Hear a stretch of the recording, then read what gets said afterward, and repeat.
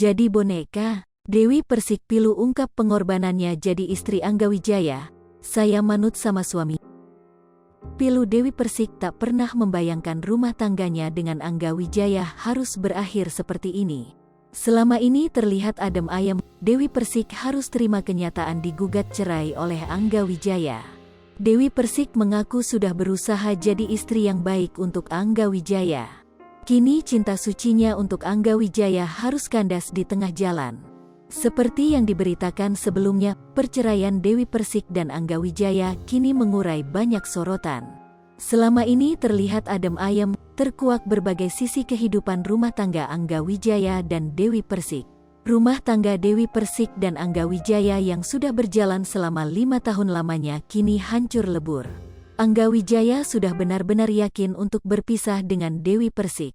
Rumah tangganya di ujung tanduk, Dewi Persik mendadak ungkap pengorbanannya selama jadi istri Angga Wijaya. Diungkapkan Dewi Persik, ia bahkan rela menjadi boneka demi Angga Wijaya.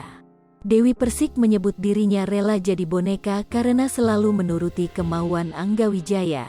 Kendati demikian, DP mengatakan dengan penceraiannya merupakan bagian dari skenario Tuhan. Saya enggak tahu skenario Allah untuk saya, terangnya. Kalau saya tidak mempertahankan, saya enggak mungkin menggugat, sambungnya.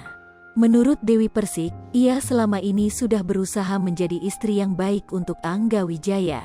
Pedangdut asal Jawa Timur itu bahkan menyebut dirinya rela menjadi boneka yang menuruti apapun permintaan suami.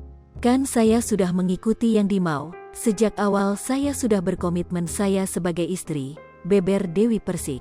Saya manut sama suami bilang A ya ayo, bilang B ya ayo, tuturnya.